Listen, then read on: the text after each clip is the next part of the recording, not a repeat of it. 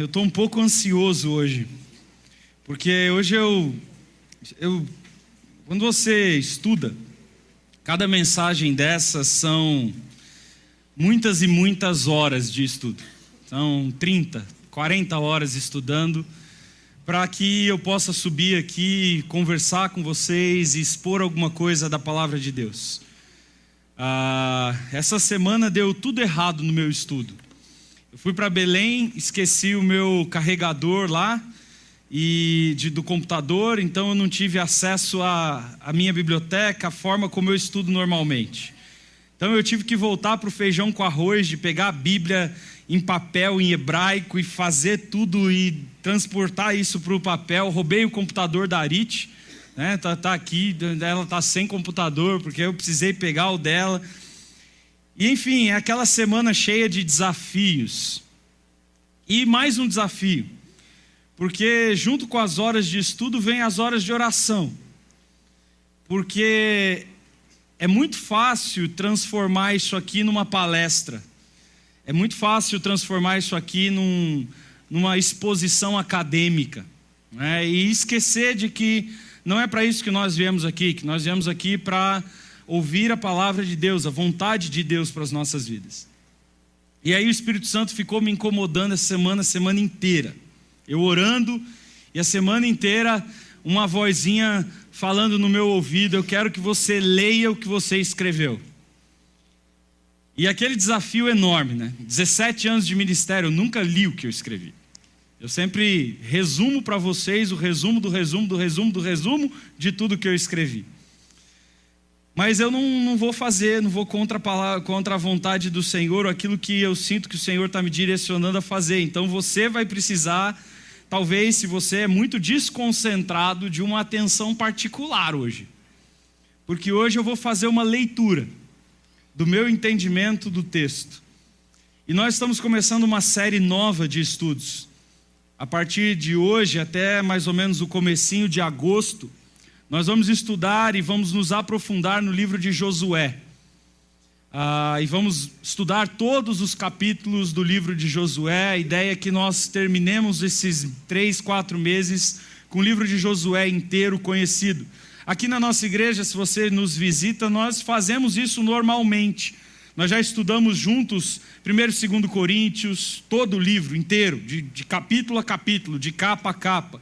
Efésios, Filipenses, 1º e 2º João, vários dos Salmos, o Salmo 119 inteirinho, em todos os seus versículos. Nós já estudamos juntos Gênesis, já estudamos juntos Levíticos. Quer dizer, nós já olhamos vários capítulos da Bíblia, e o meu sonho é que um dia, quando Deus me levar dessa igreja, ou quando eu me aposente de pregar, que seja no túmulo isso, né? Eu possa dizer assim: eu preguei toda a palavra de Deus, de Gênesis a Apocalipse, todos os livros, todos os capítulos, todos os versículos foram olhados. E a gente decidiu estudar Josué, porque a gente crê que é um livro importante para os dias que nós estamos vivendo e nos preparando para dias que virão à frente. Então nós vamos olhar hoje para o capítulo 1 de Josué. Se você tem a sua Bíblia aí, eu quero que você abra. E hoje nós vamos fazer duas coisas diferentes. Você vai ler a sua Bíblia. Eu vou te dar um tempo e você vai pegar Josué capítulo 1 e vai ler aí, no seu lugar, na sua Bíblia, capítulo 1 de Josué. Ok? Então abra a sua Bíblia e leia. Leia com atenção, com calma, com paciência. Dê uma olhada para o capítulo 1 de Josué. Eu vou dar um tempo para você fazer isso, enquanto eu vou lendo aqui, sozinho também, pessoalmente, particularmente. Vamos orar? Papai, o Senhor sabe o quanto essas palavras me tocaram profundamente essa semana. O Senhor sabe como o meu coração se derramou na Tua presença e se deleitou no Senhor, ao poder escrever esse texto e entender um pouco mais das verdades que o Senhor revelou nele. Ó Pai, eu quero te pedir, no nome do Senhor Jesus, que o Senhor use essa leitura. Não é o que estamos acostumados a fazer, não é o tipo de mensagem que eu estou acostumado a pregar, Não é o tipo de mensagem que estamos acostumados a ouvir aqui. Não foi uma semana típica de estudos, mas eu clamo a tua presença, que de uma maneira sobrenatural a presença do teu Espírito se faça aqui. E ao entendermos as verdades da tua palavra, sejamos tocados por ela e profundamente desejosos de ser transformados por ela.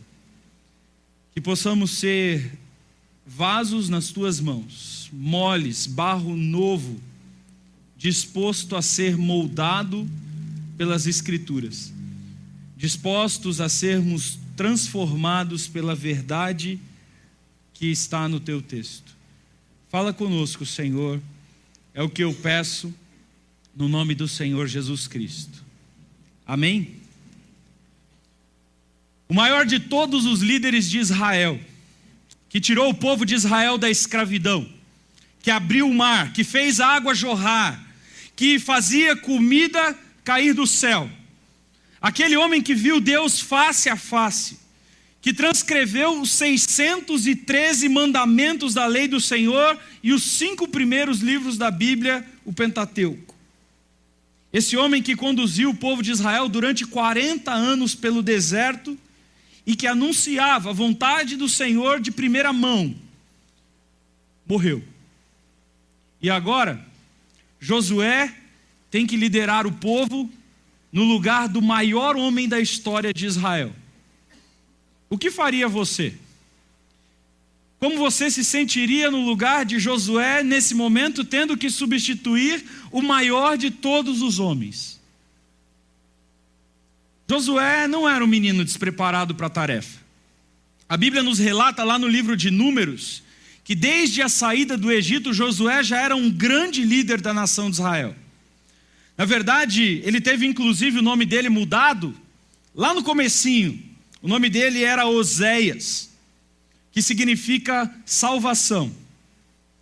E quando ele foi ordenado e chamado por Deus, um líder da tribo de Efraim, Deus mudou o nome dele para Josué.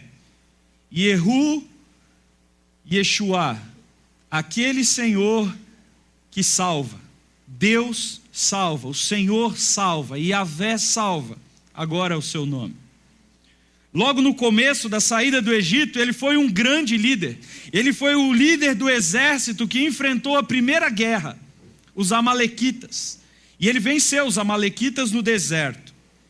Como resultado, Josué trouxe ele para ser o seu assistente pessoal, particular, e deu para ele a honra que era exclusiva dos grandes homens da nação, de morar no centro do acampamento de Israel, perto do tabernáculo. Ele auxiliava e liderava a nação junto com Moisés, sempre de uma maneira discreta. Ele nunca se insurgiu, nunca falou contra Moisés, sempre foi um servo leal. Josué foi um dos 12 espias, que lá em Cades Barneia, Deus escolheu para conhecer a terra. E dentre os 12 espias, ele foi um dos únicos, junto com Calebe, que decidiu honrar o Senhor e disse: o Senhor pode nos dar a terra. Vamos confiar no Senhor, vamos entrar na terra, porque a terra vai ser nossa, o Senhor nos prometeu. Mas os outros 10 espias negaram o Senhor e tiveram medo. E por isso Josué e Calebe são honrados nas Escrituras, sendo de toda aquela geração mais de 1.500.000 pessoas que saíram do Egito. Somente os 2 sobreviveram aos 38 anos de deserto. Todo o restante das pessoas morreram no deserto. Somente os 2, e bem provavelmente a sua família, entrou na terra prometida. Josué era um grande guerreiro. Josué estava preparado. A idade de Josué, nesse texto, no começo do livro de Josué, pode ser determinada. Porque no começo da Bíblia, lá no livro de Números, diz que quando ele saiu do Egito, ele era um dos líderes de Israel, e ninguém poderia ser líder de Israel com menos de 30 anos de idade. A Bíblia também nos diz que ele passou 40 anos depois que saiu do Egito. Então, quando começa o livro de Josué, ele é um senhor, um ancião da nação, com provavelmente 70 a 80 anos de idade. Essa era a idade de Josué quando ele substituiu Moisés. Não era um menino, não era um mocinho inexperiente. Já era um senhor, um ancião, que durante toda a sua vida foi fiel a Deus. O primeiro destaque que a gente tem que fazer nesse texto está na primeira palavra que aparece falando sobre Josué. O primeiro adjetivo que o qualifica. O texto diz que Josué era Sharat, ministro de Moisés, servo de Moisés. Eu não sei se na sua leitura você percebeu, mas existe um contraste no texto. O texto diz que Josué era servo de Moisés e Moisés era servo do Senhor. Só que são duas palavras usadas diferentes que são traduzidas na nossa Bíblia como servos. A primeira palavra é usada para Josué, é a palavra sharat, que significa ministrar. O ministro era bem possivelmente muito mais do que um escravo. Não era o cara que fazia o trabalho braçal. O ministro era um assessor executivo. O ministro era um secretário particular. O ministro era aquela pessoa abaixo do líder, o mais importante, aquele que organizava tudo, que administrava tudo. Talvez até a própria casa de Moisés era administrada por Josué. Ele era o secretário particular de Moisés, uma das posições mais importantes que havia em Israel. Por mais de 40 anos, ele foi um assistente. Ele esteve debaixo do comando de Moisés. Nunca se rebelou. Nunca almejou passar sobre o seu senhor, nem passar o seu senhor para trás. Nunca cobiçou a posição de Moisés, ou sequer questionou as ordens ou os métodos de Moisés. Josué foi o único de toda a nação que permaneceu leal a Moisés, até mesmo quando os irmãos de Moisés o traíram, Josué foi fiel. Esta é mais uma daquelas histórias da Bíblia, em que humildade, lealdade, fidelidade e dedicação com excelência levam a uma posição de destaque na liderança do povo de Deus. Foi a humildade de Josué, a fidelidade e a lealdade de Josué que o levaram a substituir Moisés. Porém, o texto hebraico faz uma digressão muito interessante. Quando fala do serviço de Moisés, que Moisés foi servo do Senhor, ele usa uma outra palavra. A palavra usada para Moisés é Eved, uma palavra hebraica que significa escravo. E não qualquer escravo, o escravo mais baixo da hierarquia dos escravos. Alguém que estava subordinado a todas as pessoas da casa, que estava abaixo das mulheres, das crianças, abaixo de todos. E sua existência só tinha um propósito: servir a todos. Sendo assim, quando Josué está sendo convocado para tomar o lugar de Moisés, ele na verdade está convidado para passar de Sharat, um ministro, para Eved, um escravo. Ele está sendo convidado para descer, ao invés de regalias, honras, promoções, virão perda de privilégios, humilhações, abdicações. Os líderes do povo de Deus não são os maiores, eles são os menores. Não são os primeiros, são os últimos. Não são os que são servidos, mas os que servem. Não são aqueles que recebem, mas aqueles que dão, sem grandes remunerações, sem honra, sem sucesso, sem fama, sem destaque, nada disso. Eles são os menores, os mais desprezados, pois o que compete a um escravo é agradar o seu senhor. Sendo assim, é óbvio perceber diante da revelação geral, que todo líder do povo de Deus são como tipos do próprio Cristo, que, embora sendo Deus, se fez servo de todos. Ele que não considerou que ser Deus era algo que deveria se apegar, mas tomou a forma de gente. Ele que desceu, que encarna, que passa fome, que chora, que é traído, rejeitado, injustiçado, morto, mas serve. Lava os pés sujos, inclusive do traidor. Faz o bem até o final, mesmo para aqueles que riem da sua morte. A ascensão na liderança do povo de Deus sempre é para baixo. A ascensão, crescer no povo de Deus não é subir, é descer um posto. É ser o último ao invés do primeiro. É ter menos ao invés de ter mais. É ser servo de todo o resto do povo de Deus. Aliás, esse não é apenas uma ordem para os líderes do povo de Deus, mas para todo o cristão. O que realmente importa é que ele cresça e que nós diminuamos. É preciso negar a si mesmo, é preciso tomar a cruz, é preciso renúncia. É preciso ser o último. É preciso ter os outros acima de si mesmo.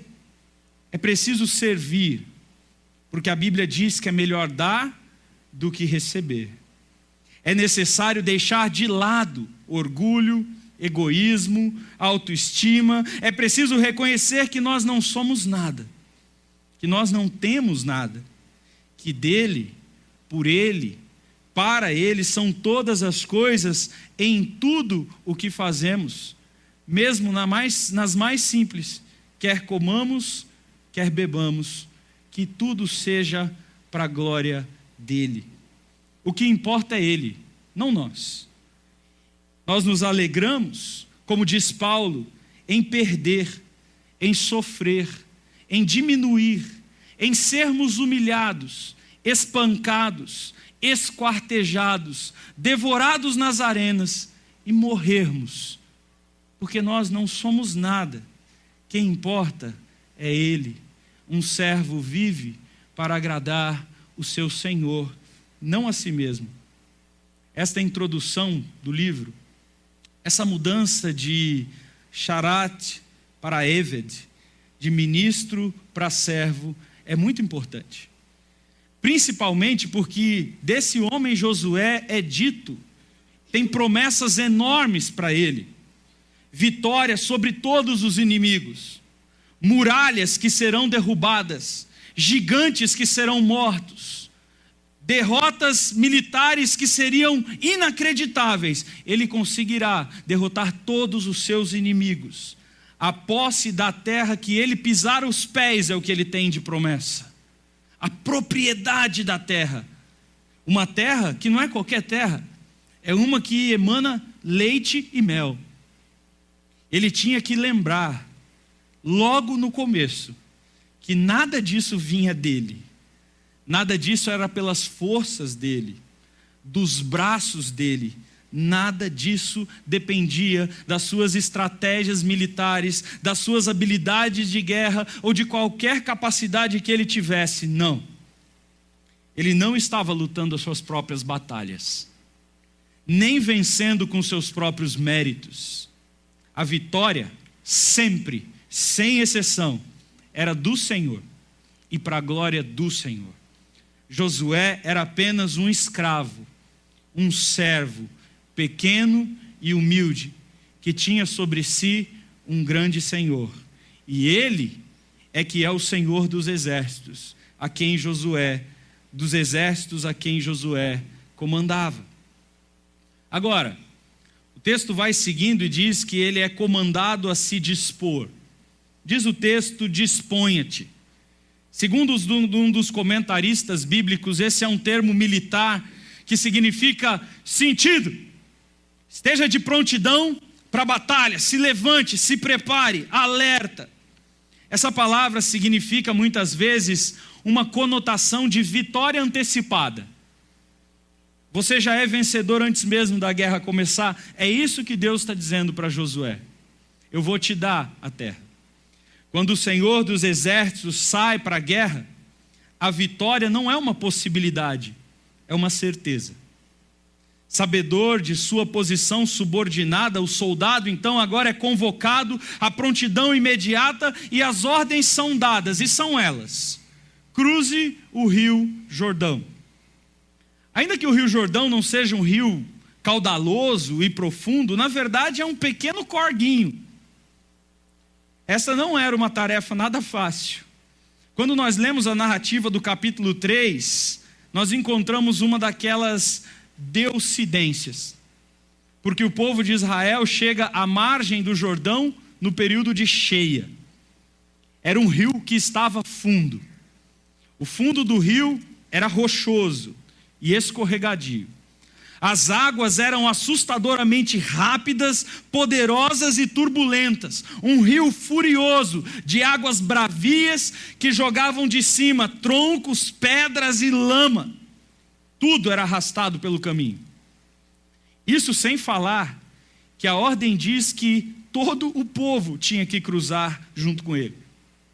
Pense bem, 1 milhão de pessoas, bebês, mulheres grávidas, idosos, enfermos, aleijados, animais, carroças de transporte, o tabernáculo com todos os utensílios, tudo tinha que cruzar aquele rio. Essa não é uma tarefa de pouca importância. Não é tão menos difícil do que cruzar o estreito de Tirã quando Moisés abriu o mar. Toda a geração que vinha junto com Josué tinha menos de 25 anos quando saiu do Egito. Aquela história de Moisés abrindo o mar era conto do vovô. Ninguém nunca tinha visto o mar se abrir. Era a primeira vez que aquele povo ia encarar águas bravias e confiar naquele líder de que Deus pararia as águas e que eles poderiam cruzar em segurança. É interessante pensar que ao cruzarem o rio Jordão, também eles deixavam para trás o exílio e a morte. Ficava para trás as águas do Jordão, marcando de maneira natural um novo começo. O começo das vitórias, da conquista, da prosperidade e da paz que o Senhor tinha prometido. A ordem também dizia: leve todo o povo. Não era uma tarefa fácil conduzir aquele povo. Se você lembra da história, você vai lembrar os conflitos, as rebeliões, as murmurações e as centenas de milhares de mortes no deserto, e comprovam o povinho difícil de se conduzir. Para entrar com este povo na terra, era preciso que eles se purificassem dos seus pecados, que eles permanecessem santos, que eles obedecessem todos os mandamentos de Deus e que lutassem unidos durante todo o tempo. Uma tarefa impossível. E ainda o texto acrescenta: é para você tomar toda a terra que o Senhor te deu. Aquela terra continuava a mesma de Cades Barneia. Continuava cheia de gigantes, continuava com fortalezas até então intransponíveis, continuava com inimigos poderosos, com exércitos bem preparados e melhores equipados do que Israel. Um território hostil e extremamente perigoso. Porém, veja o tempo do verbo que é usado: a terra que eu estou dando. Ou seja, ela já é uma propriedade mesmo antes de você entrar. É o Deus que matou o exército do faraó, o Deus que derrotou os amalequitas no Sinai, o Deus que fez chover maná todas as manhãs e jogar água das pedras, que está dizendo, aquele mesmo Deus lá de Moisés, que agora para o rio, o Criador dos céus e da terra, do livro de Gênesis que Moisés escreveu. É Ele que está dando a mesma ordem: cruze o rio. Deus então relembra geograficamente os limites do território, você encontra isso no meio do capítulo. Porém, se Josué ainda não havia entrado nem pisado lugar nenhum, como que o território já está marcado? A resposta é simples. Porque esta entrada é o cumprimento de uma promessa muito antiga, de 400 anos antes, dada para Abraão. Essa foi a terra que Abraão pisou com seus pés, a terra de Abraão, Isaque e de Jacó. E é essa terra da qual Israel saiu para ir para o Egito, que agora o Senhor traz o povo de volta. Além disso, esse território a ser conquistado tinha gente morando ali. O texto fala de libaneses, heteus, que moravam naquele lugar. Se essas pessoas moravam ali, é óbvio, está implícito no texto, elas deveriam ser expulsas. Essa terra pertence a Israel, não aos heteus, nem aos libaneses. Ela foi dada por Deus para Israel, não para os heteus, nem para os libaneses. A próxima fala que o Senhor faz a Josué descreve exatamente isso. A conquista será por meio de guerras. Isso está expresso na palavra: ninguém se oporá a ti. Ninguém conseguirá oferecer resistência. Ou seja, enquanto Josué estivesse vivo e liderando Israel, o povo de Israel prevaleceria sobre todos os inimigos e teria vitória sobre eles contra qualquer resistência que fosse oferecida.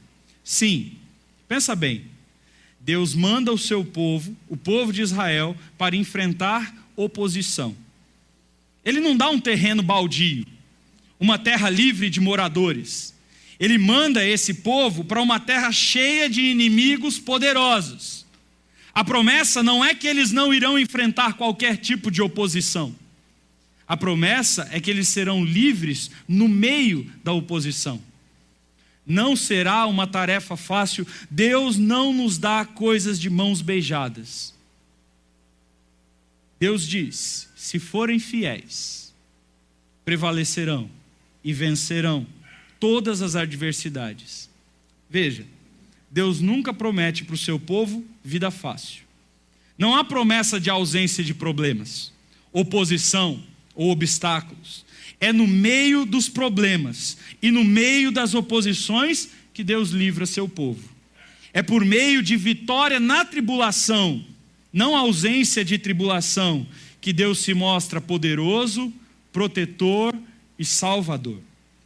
Um cristão jamais deveria esperar vitória sem guerra, conquista sem sangue, suor e lágrimas, terra sem espada, cidade sem derrubada de muralhas e bênção sem enfrentar gigantes. Deus nos dá a vitória na batalha, não sem batalhas. Alguns hoje em dia têm argumentado, e quando olham para esse texto, falam que Israel promoveu foi um genocídio.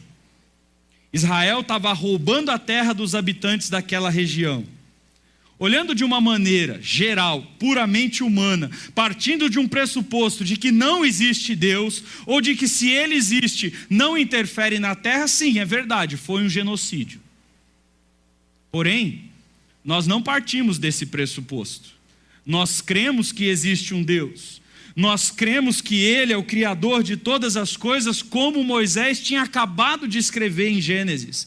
Portanto, se Ele é o Criador, Ele é o proprietário. Ele é o dono e soberano de todo o planeta. Ele não precisa pedir permissão de ninguém para dar o que Ele quiser, para quem Ele quiser, quando Ele quiser. Ele é o Senhor. Além disso, cremos que Ele domina a terra não apenas como Criador, mas como aquele que determina, que intervém, que faz escolhas e que escolheu Abraão e nenhum outro povo além de Abraão. É de Abraão e os seus descendentes que são chamados os filhos de Deus. Ele decidiu dar a terra para Abraão como uma propriedade. E ele não precisa pedir licença para quem mora lá. Ele é o Senhor. E Ele deu e usou os filhos de Abraão para purificar aquela terra, eliminando todo o mal e toda adoração aos deuses falsos das pessoas que habitavam ali. A prova inconteste disso é que um povo fraco, pequeno, sem equipamento militar apropriado, lutando com armas rudimentares, inexperientes no combate, enfrentando fortalezas, exércitos bem equipados, gigantes, em menos de 20 anos, exerceu total domínio sobre aquela região. Se não foi Deus quem fez isso, ninguém mais poderia ter feito. Deus envia seu povo para uma batalha humanamente impossível de ser vencida, justamente para que quando a vitória acontecesse, não sobrasse nenhuma outra coisa a dizer, fosse claro e evidente, foi o Senhor que venceu os nossos inimigos. Mesmo aqueles mais poderosos não puderam resistir, não a nós, mas ao nosso Senhor. Esta será uma marca de todas as batalhas no livro de Josué. Toda batalha será contra o impossível, contra o além dos limites humanos. Porém, todo o inimigo cairá diante do Senhor. Pois que ser humano, exército, guerreiro, nação, coalizão ou fortaleza pode resistir ao nosso Senhor? Esta é a mais inconteste comprovação de que Deus estava, sim, com Josué. As próximas palavras do Senhor a Josué são: eu não te abandonarei, e eu não me afastarei de ti. As duas palavras parecem sinônimas diretas, e apontam para o fato de que Deus estaria presente com Josué, dando para ele tudo o que ele necessitava para a batalha física e emocionalmente. Quando sinônimos assim tão fortes são repetidos no texto hebraico, isso tem o propósito de dar ênfase. No caso aqui, dar a segurança e a certeza de que em momento algum do seu comando sobre Israel, Josué estaria sozinho. Aliás, esta é uma promessa do Senhor Jesus para todos nós que estamos aqui. Ele disse: eu estarei convosco todos os dias até a consumação dos séculos. Essa é uma presença real, ela é verdadeira, é concreta, é sólida, da qual o crente jamais pode duvidar. Jesus está conosco presencialmente todos os dias, em todos os lugares, por qualquer batalha que nós lutarmos. Tão certo como o ar que eu respiro, tão certo quanto eu falo e você pode me ouvir, a presença do Senhor está com você e comigo todos os nossos dias. Logo depois vem 3 recomendações: ser forte e corajoso. 3 vezes é dito: ser forte e corajoso, ser forte e corajoso. As palavras podem expressar tanto a força física quanto a força espiritual. E todas elas vêm acompanhadas de urgência. Seja muito forte e tenha uma coragem bastante reforçada. Qual o motivo de tanta força e de tanta coragem? Yahweh é quem dá o motivo. Você vai ser forte e corajoso porque tu farás este povo herdar a terra que sobre juramento prometi dar a seus pais. Veja, primeiro Deus afirma: eu estou dando a terra. E afirma tal coisa como algo concreto, é garantido. Depois ele afirma que também estaria com Josué e que nunca deixaria Josué desamparado, como uma garantia de que era o Senhor e não Josué que agiria e venceria os inimigos. Porém aqui nós temos uma clara afirmação para Josué, dizendo para ele: é você que vai pegar a terra. Como é que é isso? Deus, decida-se. O Senhor vai dar ou sou eu que tenho que pegar? As duas coisas estão caminhando juntas aqui. A soberania divina do Senhor dá a garantia, independente de qualquer homem, que a sua vontade será realizada. E ao mesmo tempo, ele não anula a responsabilidade dos homens de fazer a vontade dele ser realizada. de zelar pela vontade do Senhor e agir com força e coragem pessoais, para que essa vontade soberana que vai acontecer se realize. Estes imperativos de força e coragem são 3 vezes repetidos na passagem, e em cada uma das repetições são dados por que ele deveria ser forte e corajoso. Nesta primeira passagem, Deus afirma que Josué deveria ter força e coragem porque ele tinha que cumprir uma promessa de Deus: tomar o território que Deus tinha prometido. A tarefa era gigantesca, era um território vasto, enorme, cheio de grandes desafios naturais e humanos, tanto dos inimigos que eles tinham para enfrentar, quanto do povo que ele tinha para liderar. De que tipo de coragem nós estamos falando? Espera aí, para pensar. Que coragem e força são necessárias para enfrentar um homem armado e preparado para o combate?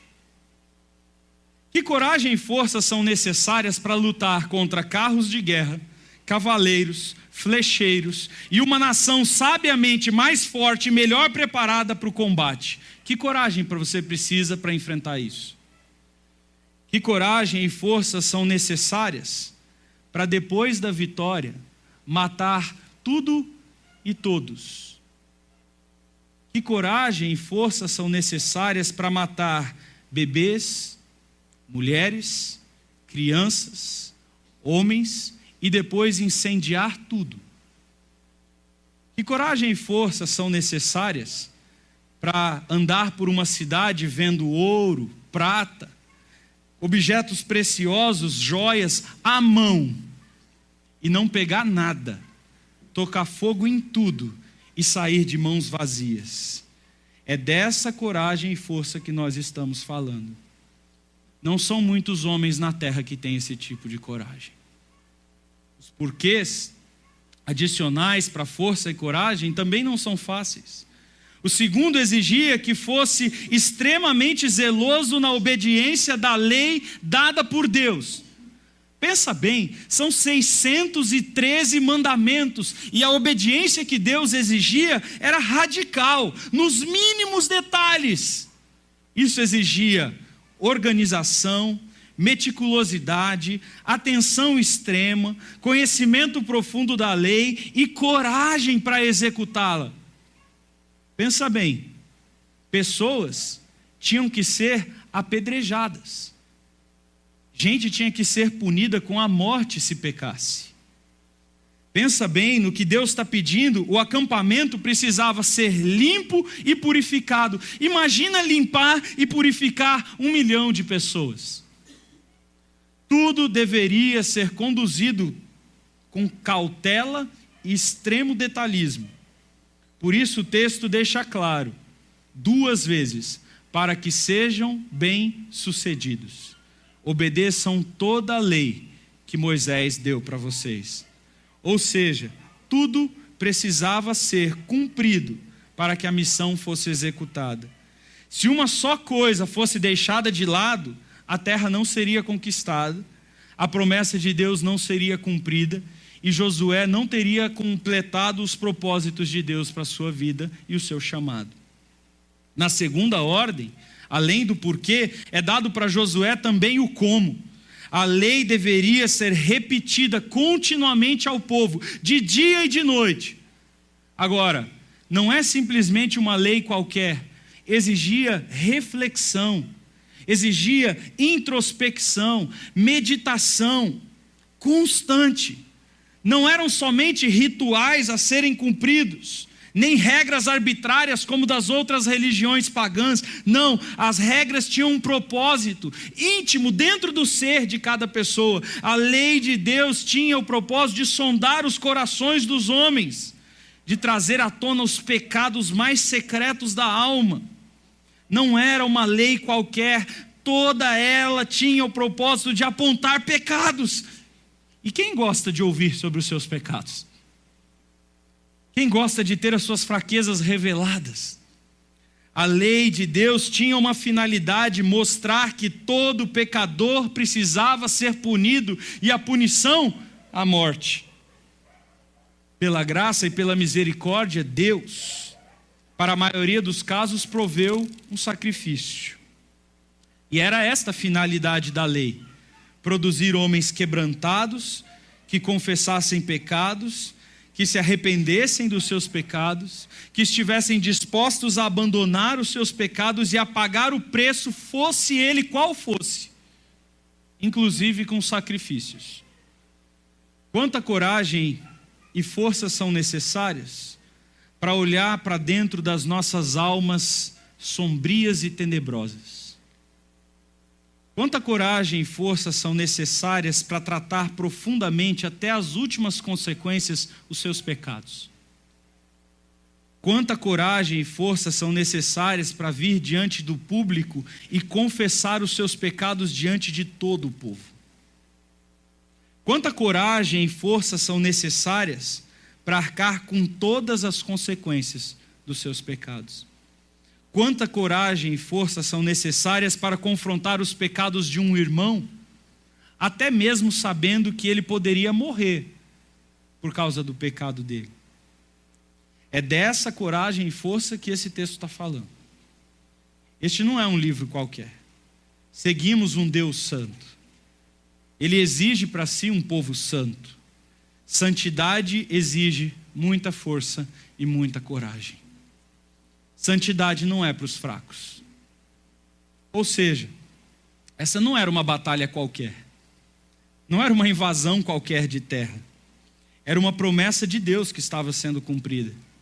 Era a presença de Deus que era necessária. Um Deus santo.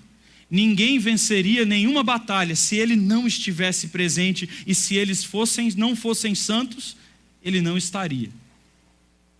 Era uma lei santa que precisava ser obedecida para transformar homens pecadores em santos. Não estamos falando de uma guerra comum, que seria vencida com estratégias militares comuns. O texto nos apresenta uma guerra santa que seria vencido, primeiro, dentro dos corações. Uma batalha espiritual intensa. O primeiro inimigo a ser derrotado era o pecado. O coração duro, obstinado. O primeiro gigante a ser morto era a rebeldia contra Deus. O primeiro inimigo que tinha que ser morto era o eu. O ego inflado. O desejo pela segurança. A confiança nos próprios braços e os desejos da carne. Quando lemos o restante da narrativa, vemos que as preparações para os combates físicos que eles enfrentariam não eram treinamentos militares. Aquisição de habilidades com a espada, com o arco, com o escudo, ou a construções de máquina de guerra, não, Deus não mandou fazer nada disso. A batalha para os combates físicos era jejum, abstinência sexual, cultos musicais de fé, de louvor, banhos de purificação, sacrifícios, orações, leituras da Bíblia. Nós estamos falando de um exército espiritual. Não se trata de uma batalha de espada, se trata de uma batalha de fé. Como é possível crer que essas coisas, oração, leitura de Bíblia, cantar música, vai dar vitória contra exércitos armados, treinados e bem preparados, se não for por meio da fé? Como crer que oração, jejum, vai dar vitória contra um exército, se não for crendo que o Senhor é que está à frente? Não é o escudo, é o Senhor. Nós não temos medo da besta, nós não temos medo do arco e flecha, nós não temos medo das flechas incandescentes, das espadas e das muralhas, porque nós temos armas boas e estamos bem preparados, mas porque nós temos o Senhor e Ele é por nós. Força e coragem que são exigidas de Josué, na verdade, são a fé. É triste ver nos nossos dias que o materialismo tem tomado conta das igrejas e das nossas vidas. É triste ver que gente crente, que fé não enche barriga, que fé não paga conta, que fé não livra de bandidos, que fé não tem qualquer tipo de poder de intervenção no mundo natural. Como é triste ver que deixamos de ser o povo da fé. E como é que deixamos de ser esse povo? Nós deixamos de ser esse povo porque nós confiamos mais nos nossos braços, no dinheiro que temos na conta, em como nós podemos trabalhar, do que cremos na oração, no jejum, no louvor, na leitura da Bíblia. Nós não cremos que essas coisas mudam a realidade física à nossa volta. Por isso, quando temos um problema, ao invés de orar, de jejuar, de ler, nós lutamos e somos derrotados. Os maiores gigantes a serem derrotados e as muralhas a serem derrubadas são o nosso ceticismo, o nosso cientificismo, a nossa racionalidade, o material e o concreto. Nossa completa falta de fé num Deus que está presente e num Deus que intervém de maneira sobrenatural no mundo real. Essa é a maior batalha. Quanta da coragem e da força de Josué falta para nós nos dias de hoje. E veja, não estou falando da teologia da prosperidade.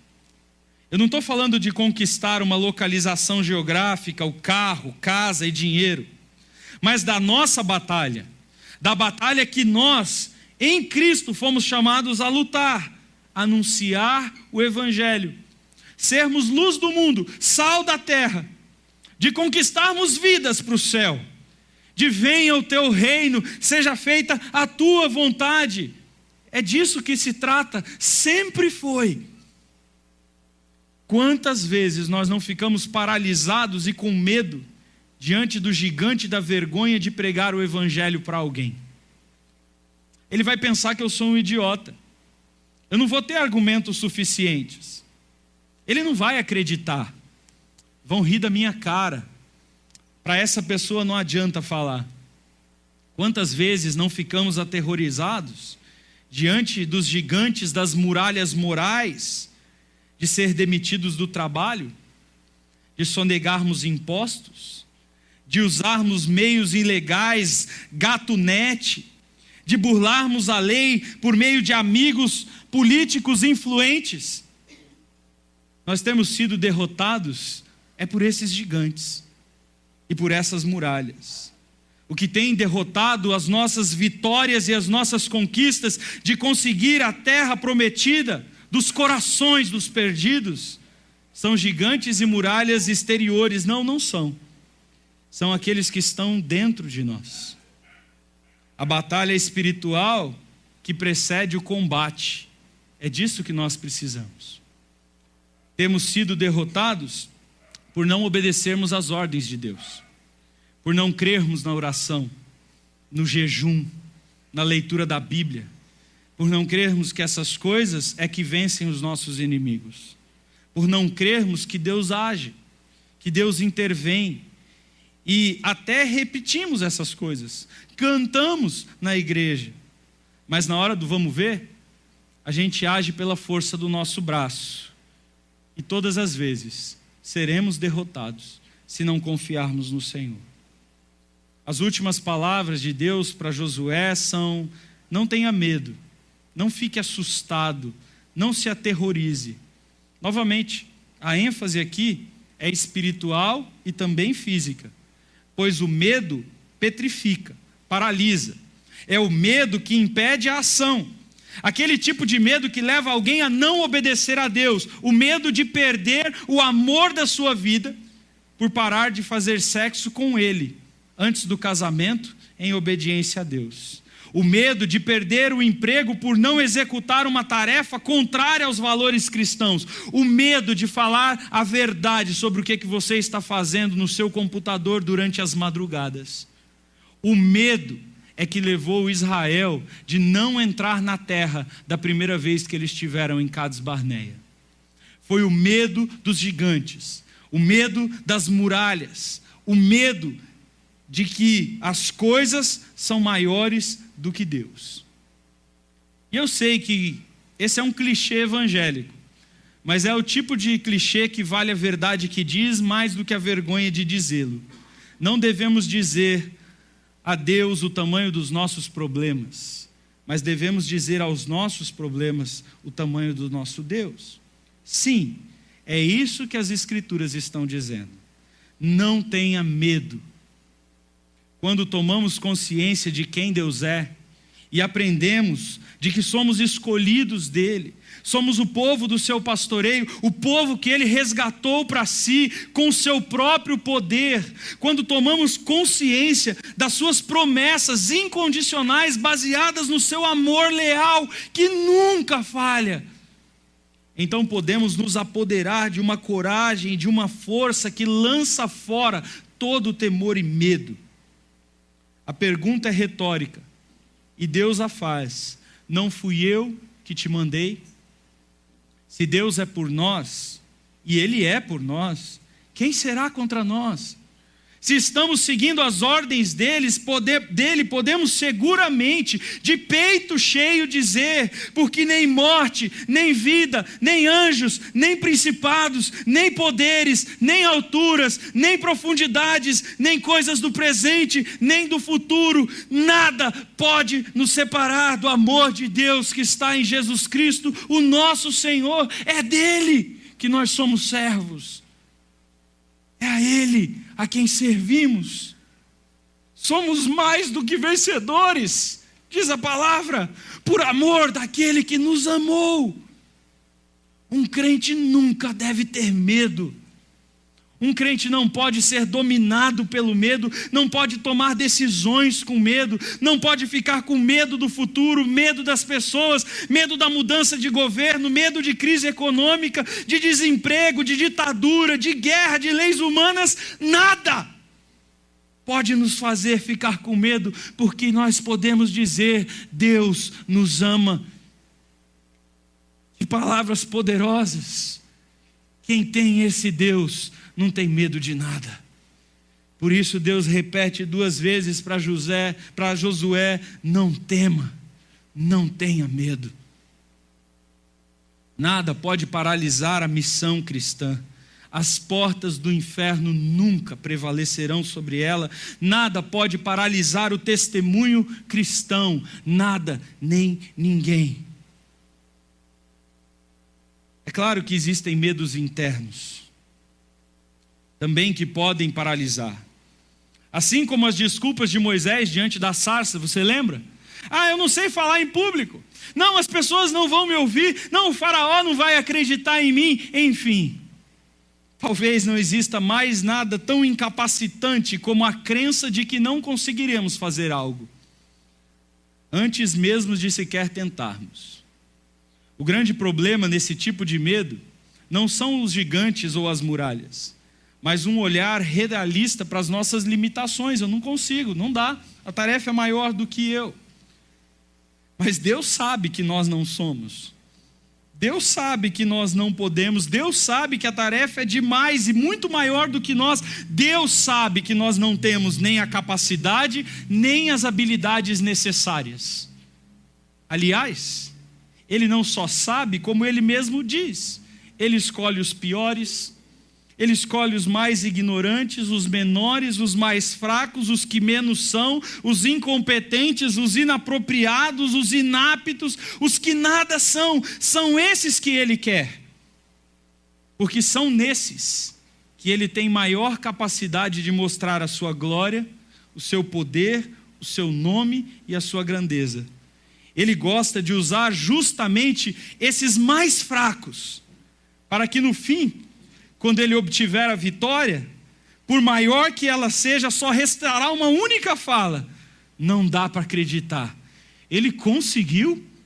Aquele velhote caquético com 80 anos de idade, sozinho, subindo as rampas e derrotando os gigantes?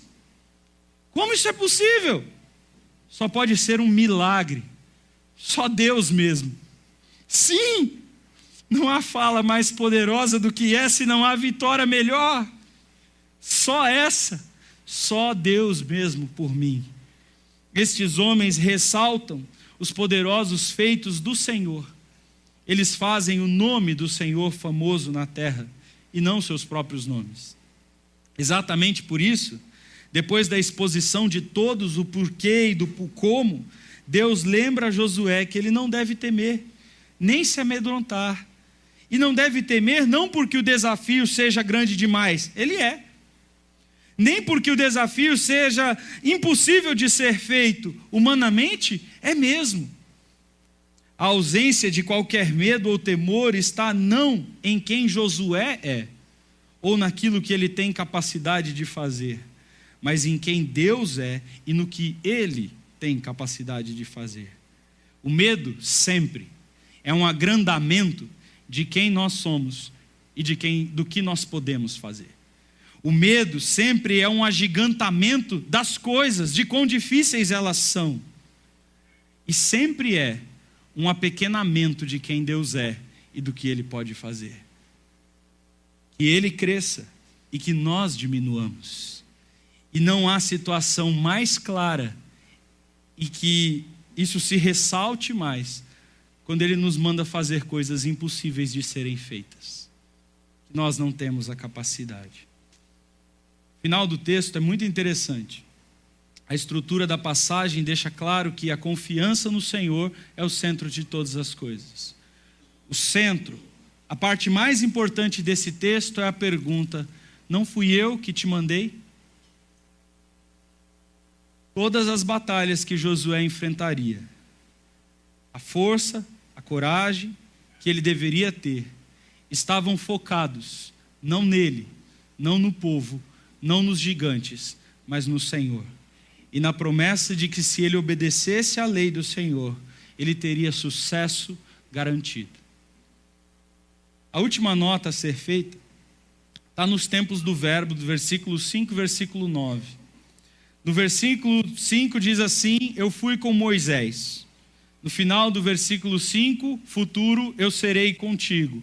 Passado e futuro. Eu fui com Moisés e eu serei contigo. Mas no versículo 9, o texto diz assim: em todo o caminho que você está caminhando, eu sou contigo. Ele fala isso de algo que começou muito atrás na vida de Josué. A transição do passado na vida de Moisés para a ação futura nas ações iniciadas de guerra que iriam começar, na verdade são um andamento do caminho que Josué já vinha caminhando. Você lembra do começo da história? O ponto em questão é: tão certo e tão sólido como Deus caminhou com Moisés e saiu com o povo do Egito, é que Deus caminharia com Josué, porque Josué já caminhava com Deus há muito tempo. Não era o começo de uma caminhada com Deus. Era uma caminhada que já existiu e ela já durou 40 anos de espera, de fidelidade e de obediência ao Senhor. Desde Cádiz Barneia, desde lá, antes da morte no deserto, ele foi fiel, ele obedeceu ao Senhor. Andar com Deus é algo que é um dos grandes temas do Antigo Testamento. Deus andava com Adão no jardim todo fim de tarde. Enoque andou com Deus e por isso não passou pela morte. Abraão foi chamado de pai da fé justamente porque começou uma jornada de caminhada com Deus. Moisés andou com Deus e agora é dito que Deus andaria com Josué. Não que andaria, já andava. Andar com Deus é o símbolo do Antigo Testamento de fidelidade, de compromisso com Ele, da restauração da ordem criada, de voltar ao jardim do Éden para andar com Deus. Quem anda com Deus é o patriarca, o profeta, o general, o rei, o mediador da soberania de Deus na terra. Andar com Deus é trilhar o mesmo caminho que Deus, ou seja, é ser obediente às suas ordens, é entender os seus propósitos, é direção, é seguir no caminho que Ele determinou que devemos andar. Mas não só isso. Ser mediador significa ser claramente intermediar, ou seja, conduzir pessoas para este caminho. Começando dentro de casa, na reprodução da imagem de Deus em marido e esposa, pais e filhos, a partir da família e da família, bênção para todos os seres humanos da terra. O último tema é levantado aqui, o remanescente fiel. O outro tema que está presente também em todo o Antigo Testamento. De toda geração que andou pelo deserto, somente Josué e Calebe entraram na terra prometida.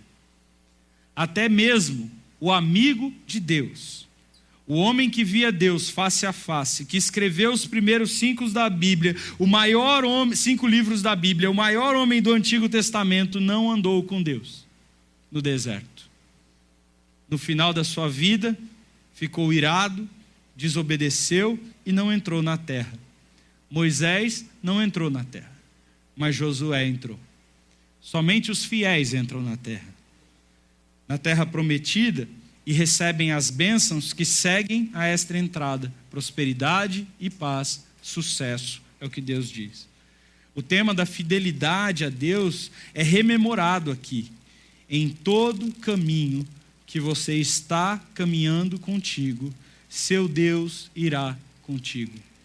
Ou seja, Josué não tinha apenas o testemunho de Moisés, nem apenas uma promessa futura, mas ele próprio era a prova viva. Todos podiam ver e tocar dos resultados de ser fiel a Deus até o fim. O povo de Israel tinha agora um líder que andava com Deus. E as ordens são dadas.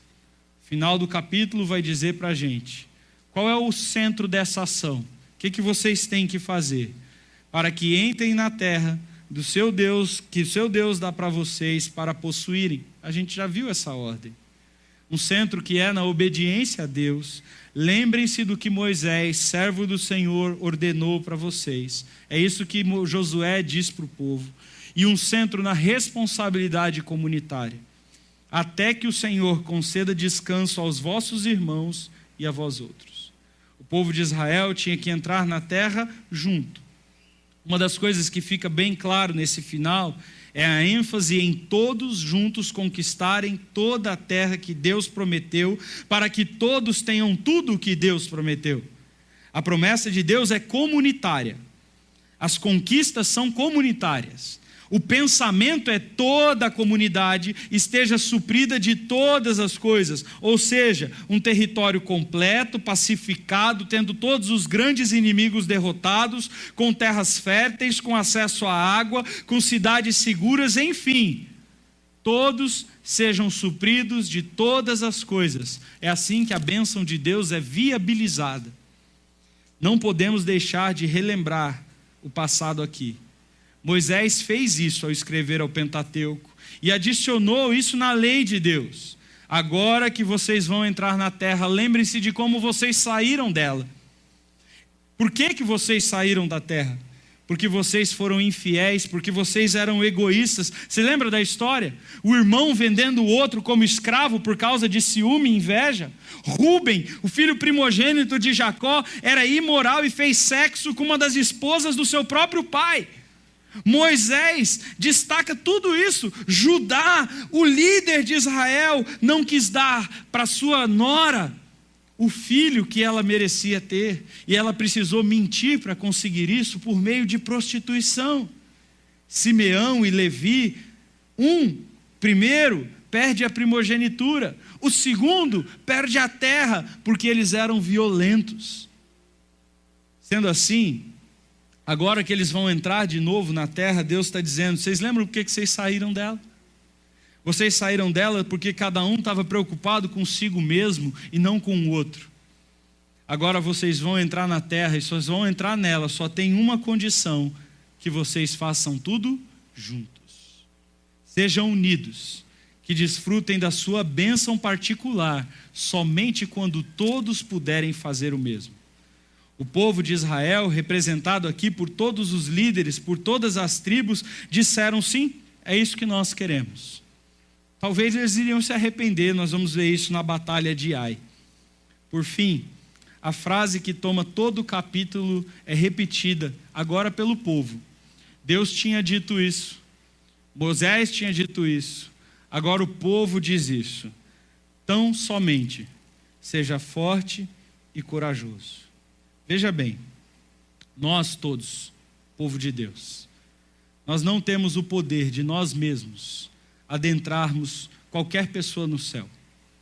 Não importa os argumentos que demos, não importa quão profunda seja a nossa exegese, não importa quantas horas dedicadas ao estudo, não importa quantos livros lemos, não importa quão calejados estejam os nossos joelhos, nada disso pode fazer uma única pessoa entrar no céu. Somente o Espírito de Deus tem o poder e a capacidade de convencer corações da justiça, do pecado, da justiça e do juízo. Somente Ele pode dar a fé salvífica, somente Ele sabe quem são os eleitos e somente Ele consegue distinguir desse grupo de pessoas que estão aqui quem é joio e quem é trigo. E somente Ele um dia poderá peneirar e separar o joio do trigo. Sem Ele nada nós podemos fazer. Uma das coisas que esse texto deixa clara para nós é: por mais que nós nos capacitamos, por mais que nós sejamos servos zelosos e dedicados, nenhuma única coisa e nenhuma pessoa na terra entrará na terra prometida celestial pelas nossas forças. Nós nunca teremos o poder de derrubar as muralhas dos corações humanos. Nunca teremos a força para derrubar os egos gigantescos dos homens. Se tentarmos, seremos humilhados, se rirão de nós. Só o Senhor pode vencer a batalha da conversão das almas. Só Ele pode vencer vidas e levar vidas para o céu. Como disse Paulo, as armas da nossa milícia não são carnais, não são diplomas, sofismas, sabedorias, exegeses, são as armas espirituais, aquelas que são poderosas em Deus, são elas que destroem os inimigos de Deus. Ai de nós, se qualquer dia ousarmos enfrentarmos demônios, principados, potestades sem Deus. Lembra dos apóstolos? Correremos nus, seremos envergonhados, seremos massacrados e destruídos pelas hostes do mal. Nos lançarão arrogantes na sarjeta da vergonha e do descrédito. Nós não somos nada, nós não temos nada. Ele é, Ele faz, Ele pode. E Ele pode fazer através de nós, mas desde que nós sejamos fiéis a Ele. Se tem uma lição que é nítida no capítulo 1 de Josué, é que força e coragem, que são necessárias para entrar na terra prometida, que dão a vitória da destruição das muralhas do ego e dos gigantes do orgulho, da autossuficiência que habita em cada um de nós, é que é o Senhor. A primeira terra prometida que precisa ser conquistada pelo Senhor são os nossos corações. E quando os nossos corações, dentro da gente, essas muralhas e esses gigantes caírem, do nosso ego, da nossa autossuficiência, da confiança em nós mesmos, então o Senhor, sentado como Rei, dentro dos nossos corações, reinando em nós, tomados do amor dEle, sem medo, o nosso interior vai emanar, como promete a Bíblia, leite e mel, rios de água viva. E assim nós venceremos todos os inimigos internos e externos do Senhor. Feche seus olhos, vamos orar. Senhor querido, que texto poderoso, que linda mensagem que está contida nessa pequena fração da Tua palavra. Como eu estou encantado por ela, como eu estou deleitando nela, como eu me sinto alimentado, empoderado, Deus, do Senhor, sem medo de nada. Mas eu quero pedir, Deus, que se existem gigantes que estão impedindo, que estão trazendo medo, insegurança, falta de fé, e impedindo da gente ter vitórias na vida exterior, porque dentro da gente Existem gigantes e muralhas que não conseguem ver a grandeza do Senhor. Que essa noite o teu Espírito use essa leitura para a glória do teu nome, para levar almas e corações cativos à tua presença, para que pessoas se entreguem para ti com confiança plena, sem vacilar, que eles possam crer que o Senhor é o Deus conosco, que o Senhor está presente e nunca nos abandona, e que o Senhor nos ama. Que essa pergunta retórica do texto vibre nos nossos corações: não fui eu que te mandei, nós somos feituras das tuas mãos, Senhor, somos teus filhos. Se o Senhor é por nós, quem será contra nós? Que mal pode nos vencer? Ó Deus, coloca no coração do teu povo uma coragem, uma valentia, um destemor, uma vontade de enfrentar qualquer inimigo que venha pela frente, para a glória do teu nome, na força do teu poder. Que sejamos, ó Deus, um povo valente, que no nosso meio não haja medo, síndromes de pânico, síndromes de medo, síndromes de temor de homens, que nós possamos dizer para qualquer um dos problemas que se apresentem à nossa frente: quão grande é o nosso Deus. Que nós não tememos nada, porque nós somos mais do que vencedores, nós já temos a vitória já foi conquistada na cruz, nós já vencemos a morte, nós já vencemos o pecado, nós já vencemos o medo, nós vencemos tudo, Senhor, porque o Senhor entregou a vitória nas nossas mãos. O Senhor já nos disse, não é que nós seremos vencedores, o Senhor diz: nós somos mais do que vencedores. Nós sabemos disso, Senhor. Que nós possamos sair daqui para enfrentar os gigantes da vida, tomados da força que vem do teu poder, da crença de que o Senhor está conosco, valentes e corajosos. Que nos nossos corações vibre o tempo todo: não te mandei eu, não sou eu o Senhor. Que nós possamos ouvir nos nossos ouvidos: eu estou convosco, não tema. Que essas palavras poderosas nos façam servos fiéis em toda e qualquer circunstância, seja qual gigante se levantar, interior ou exterior, físico ou espiritual. Que eles caiam, que eles morram, que eles sejam derrotados, porque o Senhor é conosco. É o meu pedido por mim e pelos meus irmãos, no nome do Senhor Jesus. Amém?